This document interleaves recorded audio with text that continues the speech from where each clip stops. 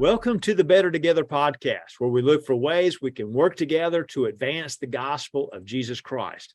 Today we have with us Pastor Doug Earls. He pastored Calvary Chapel Church in Buffalo, Missouri for 33 years. And he has now transitioned to a retiree, if you will. He's serving the Lord in other ways. But today, Dr. Earls is going to talk to us about what we can do in the fourth quarter, so to speak, of our lives to follow the Lord and serve him. And so, Dr. Doug, it's so good to have you here. Thank you for joining us on the Better Together podcast. Eddie, it's my privilege, and I'm really thankful to be here.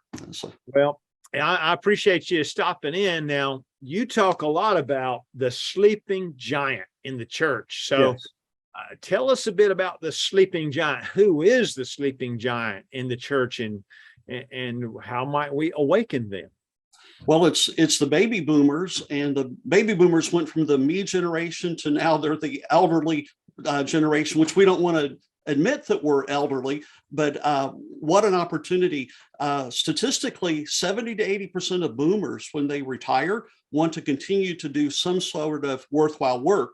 So this is an ideal opportunity for pastors to have this whole cadre of 75 million people that they can draw from, that have the time, that have the expertise, that have the money, finances to be an asset to their church.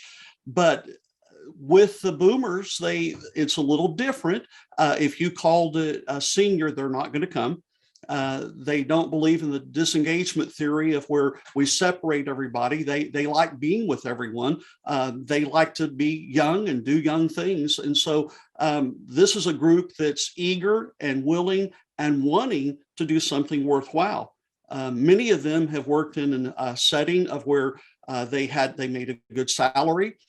They did things. They went on trips. But as they reflect back on their life in that fourth quarter, they begin to realize, what have I really done that's significant for God?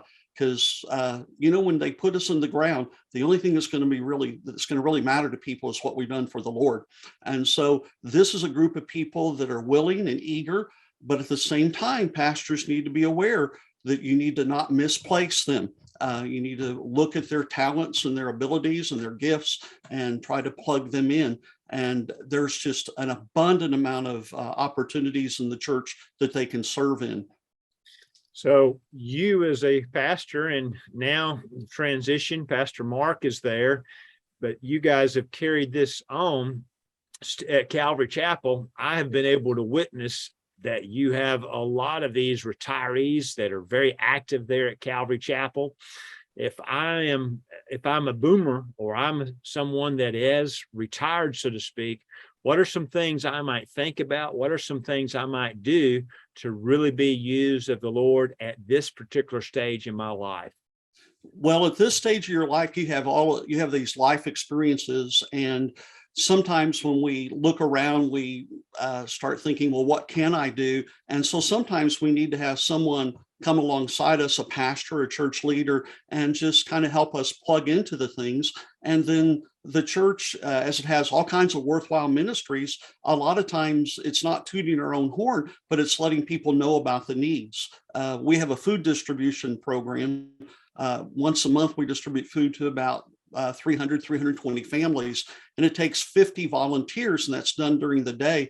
And those 50 volunteers are retirees, and we fix a nice meal for them. And for many of them, it's their highlight. We also have a lot of office volunteers who come in and help us, and for them, it's the highlight of their time. And then we also try to help them help each other, and that just naturally happens. But it doesn't naturally happen sometimes if we don't have connection points. And so you've got to develop those connection points, let them know we need you, come and be a part of this. And then you have to understand that the boomer generation, they are retired, they are going to travel. And so I know as a pastor, I loved it when people did children's church forever. And those days are not present. And so we still have those people that are really unique, but you have to have some flexibility because the boomers will take vacations. They will do some traveling, but you'll discover that the boomers can network with each other. And if you give them the responsibility over an area and tell them you're responsible for this, and if you're going to be gone, can you get someone? It is amazing how they can resource others to take over that responsibility while they're gone. So really you got into what church leaders do in that last part was we have to adapt to them. Yes. They want to go on trips. They want to be at different places. And so we may not have them every week. So I'm a pastor, I'm a church leader, and I look, tell me a little bit more about what I can do as a church leader to try to involve them, to try to utilize them in their unique skill set, unique gift set. It takes some thought and a tremendous amount of prayer. And as I said, you have to make sure that they understand the boomer generation. We don't like to be put where we're uncomfortable. And so you try to make things as comfortable as possible, explaining what's going on and giving them an opportunity to pray about something and showing them the necessity of this and how you need them. A lot of people, as they go through retirement, all of a sudden they're trying to discover, where do I fit in? Am I still important? And absolutely they are. So you have to let them know you are extremely important to us. We need you. But all of this difficulty that's going on in our society today, the breakdown of the family, young people that need mentoring, the boomer generation is the people that are right there. Even on Wednesday night during our Bible studies, we purposely have some of our boomer generation interact with our teens and our middle schoolers as workers. And sometimes we'll have more than perhaps you might think we need, but what they're doing is they're talking and interacting with the kids and mentoring them and letting the kids know, that you are important to us and we're here. Multi-generational ministries, we don't talk a lot about it, but there is some conflict sometimes with generations, but it does not have to be war. And these boomers, once they understand these kids and they sit down with them and they realize I can make a difference here. Just so many different ministries, the food program, they see that they're actually giving people food. We had 50 men of young people, middle-aged and older, that all cut wood for the elderly in our church. And they spent the day cutting wood together. But the dividends there was wonderful because they interacted together, they developed a relationship, but you have to provide those connection points. And that means that the pastor and church leaders need to sit down and think and pray about what kind of things are we doing that we can get people involved. And then you have to know your people. What person in our church is a good person, a good fit for this, and let's talk to them. And mentoring is always going to take more time on the front end, but it pays tremendous dividends later. And so you have to put that front time in of mentoring those boomers and helping them walk them through it. And then once you release the ministry to them, God does wonderful and great things through them. That's good. Now, I mentioned earlier that I was there. I've been there a couple of times at Calvary Chapel. I've seen this at work, and I've also seen what you all are doing with retirees throughout the state of Missouri. And I have been able to observe and hear from many of your folks talk about, number one, things they're doing within the church, but I've also heard from a great number who have gone back as volunteers or gone back to work a little bit in their particular settings. And I have heard you and other leaders like Pastor Wayne talks about this a bit at the retirement retreat, about the attitude that one would have, especially when they're working with millennials or Generation Z. And so share with us a bit about what you all are stressing. I'm a retiree and I'm working. You kind of alluded to it a little bit, but I'm working with generations that think a little bit different. Right. How is it that I can be effective as a retiree in working with these younger generations? And that's real important because the generations do have some generational distinctiveness. And the younger generation, when I was in graduate school or teaching graduate school, my students, it was different then. I was the professor and I was the one giving information. Now, the younger generation wants to interact with you in a different way. And I've discovered that they have a knowledge base that I don't, especially with electronic devices and things. And so that helps develop a bond there. But there are three things that we tell our retirees that if you're going to have credibility, and credibility is so important, there's three things that you must do. First of all, you need to stop isolating and you need to start engaging, because a lot of times we see, well, these young people are different, and so I'm not going to have a part with them. So don't isolate yourself. You need to engage. The second thing, and this is so important, I discovered that as I get older, sometimes I don't feel as good, but you got to stop complaining. Nobody likes complaining. Complaining is not going to solve anything. They don't make statues to the complainers. It's the ones people complain about. So you start encouraging. And that is a mindset thing. Instead of saying, I don't feel good, or these kids are this or that, you start encouraging them. And the third thing is you stop demanding. When we get older, we start losing some things. And because of that, church is one thing that we don't want to lose control over. And first of all, we're not in control of it. God is. But we need to stop demanding and we need to start equipping. So you have to be willing to engage, you have to be willing to encourage, and you have to be willing to equip. And if you are committed to those three things, God's going to use you in a great way to touch a lot of lives. That's great. And so there's a key is attitude, and you kind of alluded to it, like Philippians 4, rejoicing in the Lord, Philippians 4:8, the right things to think about to help us be effective. And so you guys in Missouri at Calvary Chapel, you focused a lot on getting boomers, getting retirees involved themselves in ministry within the church and within the community. Mm-hmm. You've also mentioned in the past how the boomers are the largest generation in the U.S. And I'll say from these Know Your Community reports that we're running on our churches, it is the number one population in more church communities than anything else.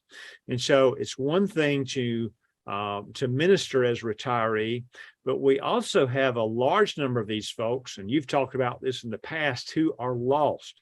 Talk to us a little bit about whether we're a retiree or whether we're just a person listening.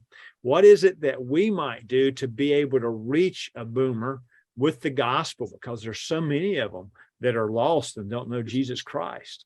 Yeah, I was reading an article that said up to 2/3 of boomers are unchurched, which means 50 million people. That's in the United States.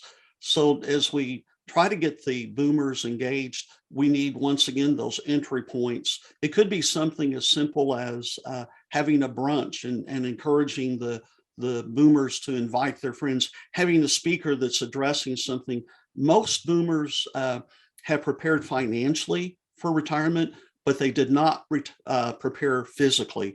And a lot of them are having a lot of physical issues that are very treatable, and you can be proactive with those things. And we brought in a physical therapist friend of mine, and he talked about balance and just keeping your balance and those kinds of things. And we had 50 or 60 boomers, and a lot of those were unchurched people that came in to hear how they can continue physically to do the right things. We have to remember that the boomers have more time.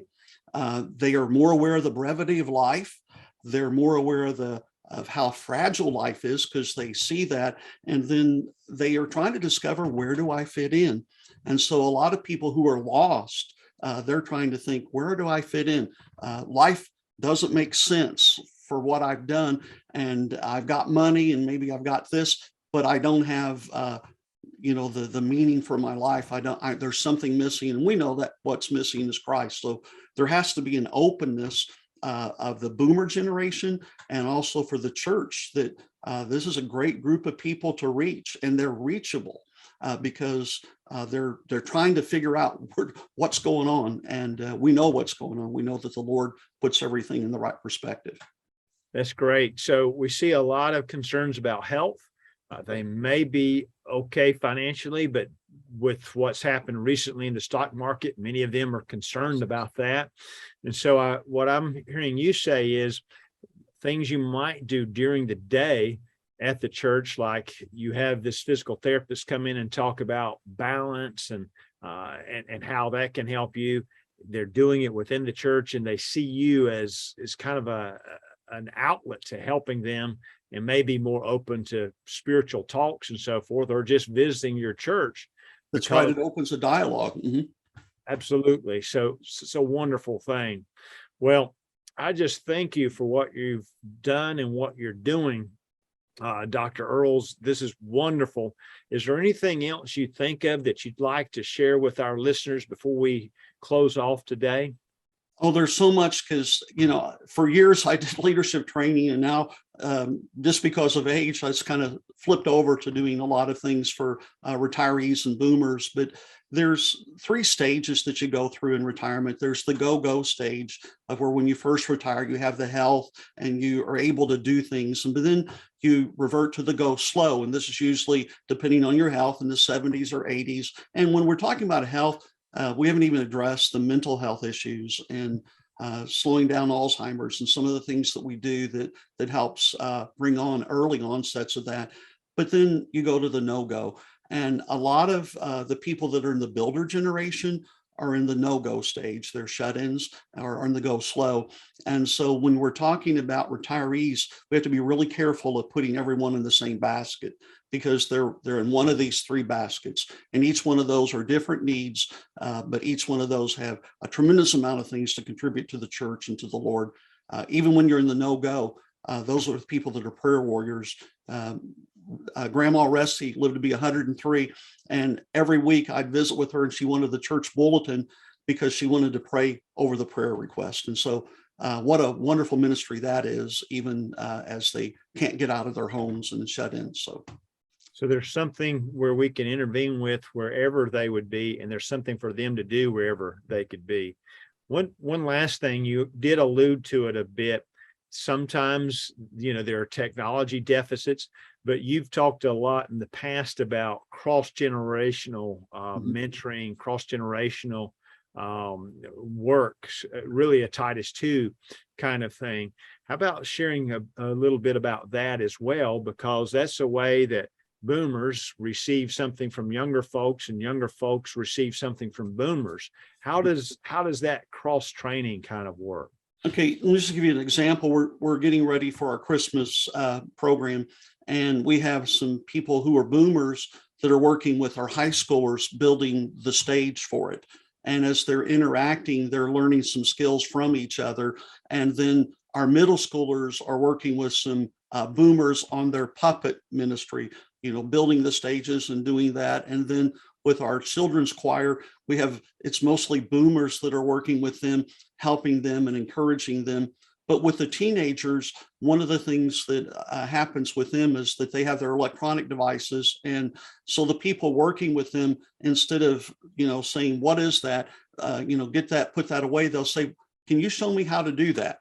And oh my, it opens up. You want me to show you how to do this? Yeah. Can you show me how to do that? And so it's just a wonderful, wonderful experience. It lets them know that, hey, you're important to me. Yeah, I'm older than you, and I can teach you some things, but you can teach me some things too.